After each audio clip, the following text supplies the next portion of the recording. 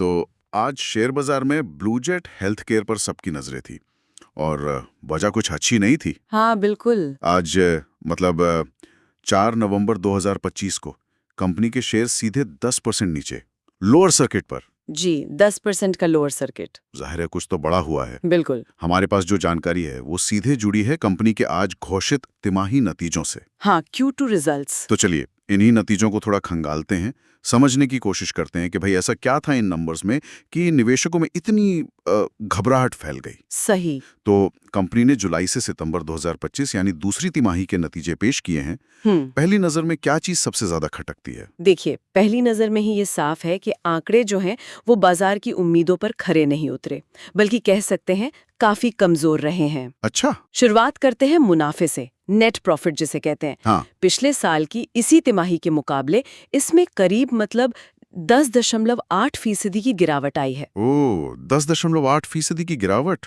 हाँ। और आंकड़ा रहा 52.14 करोड़ रुपए। 10% से ज्यादा की गिरावट तो ये तो निवेशकों को निराश करने के लिए काफी है। बिल्कुल। और कंपनी की कुल कमाई मतलब रेवेन्यू का क्या हाल रहा?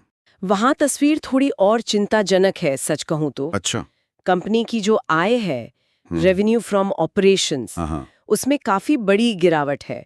लगभग 20.5% की कमी आई है। 20% से ज्यादा? जी हाँ, 20.5%। बाप रे। घटकर 165.48 करोड़ रुपए पर आ गई है। बाप रे, मतलब कंपनी का जो मेन बिजनेस है वो पिछले साल के मुकाबले काफी सिकुड़ा है इस तिमाही में। सीधी सी बात है, टॉप लाइन ग्रोथ नेगेटिव में चली गई है। यानी बिक्री या मुख्य कारोबार से आने वाला पैसा ही काफी घट गया।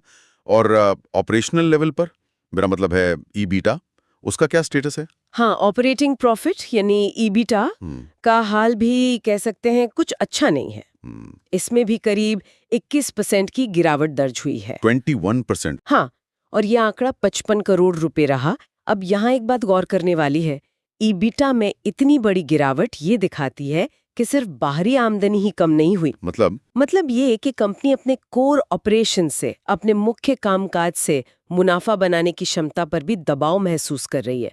हो सकता है लागत बढ़ गई हो या फिर बिक्री मूल्य पर दबाव हो, कुछ तो है। अच्छा, तो मामला सिर्फ टॉप लाइन यानी रेवेन्यू तक ही सीमित नहीं है, बल्कि ऑपरेशनल एफिशिएंसी पर भी सवाल उठ रहे हैं। बिल्कुल। तो ये तीनों बड़े पैमाने, नेट प्रॉफिट, रेवेन्यू और ईबिटा, पिछले साल की तुलना में नीचे गए हैं। बिल्कुल, तीनों ही। और जब ये तीनों प्रमुख वित्तीय संकेतक एक साथ इस तरह से कमजोर प्रदर्शन करते हैं तो बाजार का भरोसा जाहिर है डगमगाएगा ही। हाँ, वो तो है। निवेशकों ने इन नतीजों को बहुत नकारात्मक रूप से लिया है। और इसी का नतीजा था वो 10% का लोअर सर्किट। लगता है निवेशकों ने बिल्कुल इंतजार ही नहीं किया और बस बिकवाली शुरू कर दी। हाँ, बिकवाली का दबाव इतना तेज था कि शेयर अपनी दिन की जो न्यूनतम सीमा होती है उस पर जाकर अटक गया।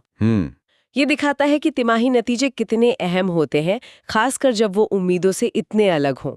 बाजार की प्रतिक्रिया बहुत तेज और तीखी थी। सही कहा। वित्तीय प्रदर्शन के आंकड़े सीधे सीधे निवेशकों के सेंटिमेंट को चलाते हैं और ये उसका एक सटीक उदाहरण है आज। बिल्कुल। तो कुल मिलाकर अगर हम समेटें तो आज ब्लूजेट हेल्थ केयर के शेयरों में जो भारी गिरावट आई उसका सीधा कनेक्शन कंपनी के बेहद निराशाजनक तिमाही नतीजों से है। हाँ, बिल्कुल साफ कनेक्शन है। पिछले साल के मुकाबले मुनाफा, आय और खास तौर पर ऑपरेटिंग प्रॉफिट यानी ईबीडीए में आई बड़ी गिरावट ने निवेशकों को इतना निराश किया कि उन्होंने जमकर बिकवाली की। हाँ, आज की गिरावट की फौरी वजह तो यही आंकड़े हैं, इसमें कोई शक नहीं। लेकिन ये विश्लेषण हमें एक अहम सवाल पर लाकर खड़ा करता है। क्या? देखिए, ये तो हुआ कि क्या हुआ और क्यों हुआ, ये तो समझ आ गया। पर असली सवाल ये है कि इन खराब नंबरों के पीछे की कहानी क्या है। मतलब इसके पीछे क्या कारण हो सकते हैं? हाँ, कंपनी के अंदरूनी हालात में क्या चल रहा है, या फिर जिस बाजार में ये काम करती है उस मार्केट में क्या बदल रहा है जिसकी वजह से ये सुस्ती आई है।